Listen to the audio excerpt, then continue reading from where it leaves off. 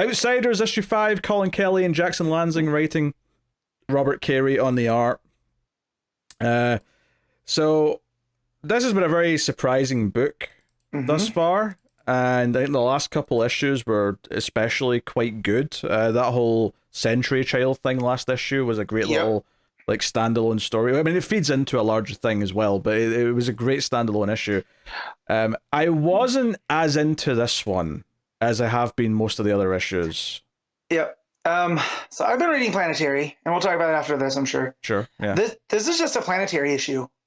And the fact that we're calling this Outsiders is very funny, because it does feel like they are outside of that, whereas Planetary, the whole point is they are these they go across different dimensions, and they're these archaeologists that are taking note of all these weird things, and what it does is it takes tropes. Here I feel like what Colin Kelly and Jackson Lansing?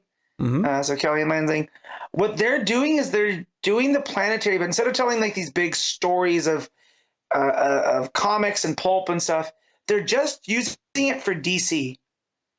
So these are just putting, this is just Planetary, but through the DC spectrum.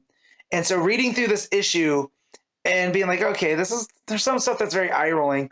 Having the context now of, where Drummer comes from and what the Planetary book actually represents, it's very, very clever of them to be telling the story of Kate through this way. Okay. Well, I didn't get any of that, though. Yeah. All I got was Kate talking to someone who's apparently a vampire, who I don't really know. I assume she was in a Batwoman book at one point. Yes, Batwoman book where she tried to change her to a vampire, and I think they were lovers. It was post Renee and all of that stuff after they had gotten back together. So this is New 52 stuff we're talking about then. I would say I think it's set after that, because I don't remember. I don't think I've read too much of it, because I looked up, I was like, who's this Nocturna character? So it's somewhere in between the Batwoman that we read early on in Rebirth and the J.H. Williams and Rucka stuff. So somewhere in that right before New 52 and maybe during, but I'm not quite sure.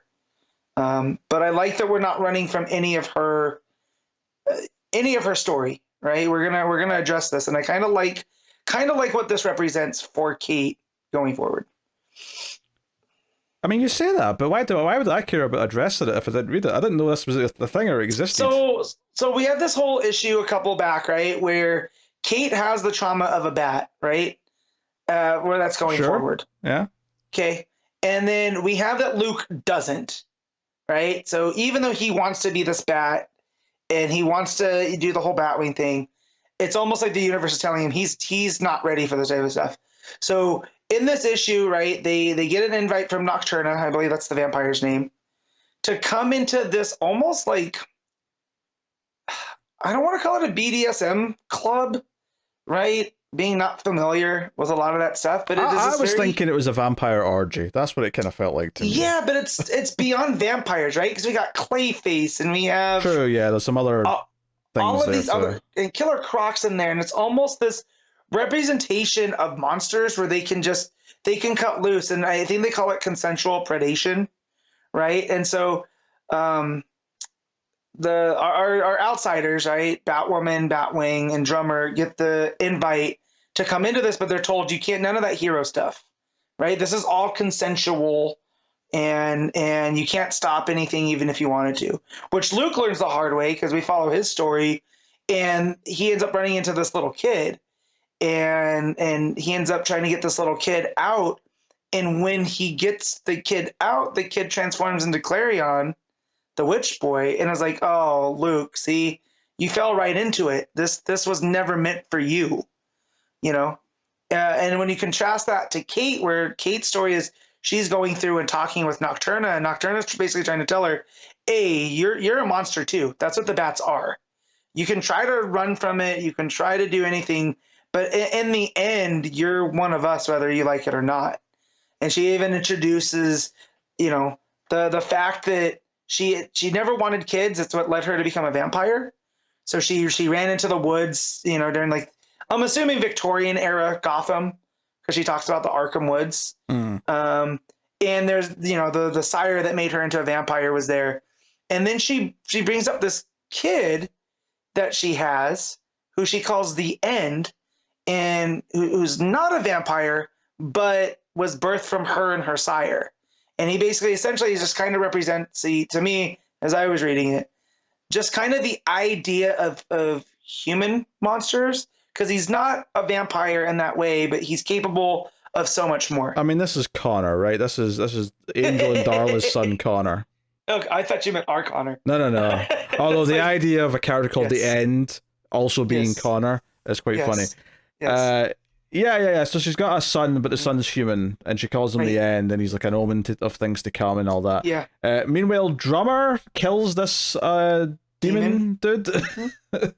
Where they talk about, this demon represents, so they can do the predation and stuff, but in order for Drummer to really belong there, Drummer has to, do this act. And so Drummer swears to the demon and then ends up killing the demon, making the pact go through to get what she wants. And seemingly it's... Yeah, I'll just explain that. The monster says you have to swear to me to kill someone in my name. And that's right. And then Drummer... It has a year and a day, right? Yeah, you've got a year to do it, and then she just immediately kills him. The idea being that this is a loophole for the rules, that because she's doing it for him and it was his suggestion, it's therefore consensual, and she kills him. So yeah, that was the thing. Right, because Drummer wants something that's between the pages, right? There's something that Drummer's trying to access while they're in this club, while Kate is talking to Nocturna and Luke's doing his thing. And again, that's what I mean. This is like a planetary issue where we're seeing these bigger seeds of what our characters are doing in the story, but also kind of what this represents in the meta context. And that's like, what is Kate's role in all of this? And because she basically tells Nocturna, like, I'm not, you've done tried, but I'm bigger than that. I'm always going to be a bat. Like my mom was a soldier, right? And I was born the day that she was gunned down in front of me, so I don't have any other choice. And you can say like it's supposed to be this bad thing, but I'm going to make it what I want to.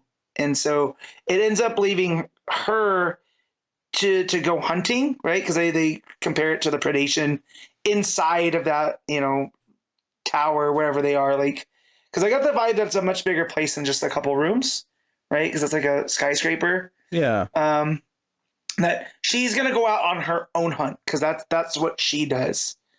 Meaning just go and patrol as a bat character. And that's how she's doing it. So like they can tell her that she's one of them all she wants, but she's gonna make her own mind up, and that's kind of where Kate's always been when it comes to Batman in this. So the fact that it's reinforcing her character, and we're using these kind of meta stories to show that no, she's just as valid. I wouldn't say as Bruce, right? But she's just as valid as a Bat character because of all this other stuff. I'm just curious to what that means for Batwing, because the whole point of Clarion goes up. You couldn't even follow through on the rules, right? You couldn't help but be this hero in this place. I'm just wondering what they're trying to do with that. But that's what's going to keep me coming back to read this book. Well, I felt like him staring into his reflection at the end and seeing himself in bat armor kind of was a hint of like him realizing that he is kind of a bat character, even if he's not tormented in the same way, because he's got that drive to do things. But I didn't like this issue. Well, I didn't dislike it. I think it's a fine issue, but this issue felt like it was setting up a lot of things that are going to be important later when all of these plot threads that they're setting up come together. I think it's less successful in all the previous issues because it didn't feel that enjoyable on its own. I didn't really care all that much about this Nocturna character being a vampire or being in this weird S&M club. Every other issue that's introduced me to a new set of characters or a new place has made them interesting in their own right, and it doesn't matter if I don't know anything about it from beforehand. Here, it felt like, okay, I can see this all been interesting stuff once this comes back up. Like, at some point, this kid called the End might be important in where the overall story is going. Maybe Nocturna's going to show up. The stuff that Drummer did might be important later. but this felt very much like an in-between issue to me, where it was doing a lot of setup things, but it wasn't really that satisfying to me on its own. Like, I didn't really feel like I got like a really meaty issue out of this. Yeah, and I can see where that comes from.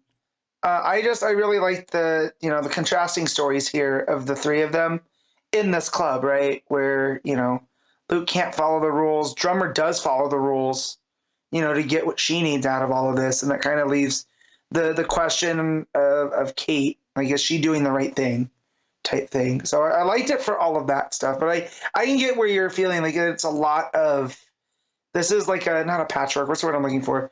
Like kind of like a cornerstone where we have to build from it, right? So it's not a cornerstone, because the cornerstone is what you put in. What am I trying to say? But yeah, it's. I actually don't know what you're trying to say, so I can't help you.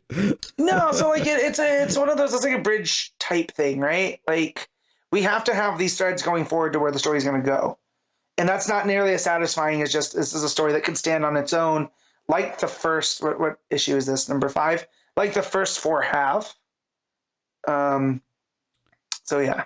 Yeah, this felt like there was less of a goal or something for them to do or figure out by the end of the issue, and more just like they were all on their own little trips, which all said something distinct about each character. I just don't know if I found each of them that riveting on their own. So yeah, I mean the art's pretty good still, and I didn't, like I say, I didn't hate the issue by any means. I think everything it introduces seems fine enough, but it just wasn't that satisfying in its own right for me in this issue. But I mean, we'll see where it goes. What are you giving Outsiders issue 5? I'm gonna give this do I do 7.5 or do I do the 8? You know what? I'll just give it the 8. 8.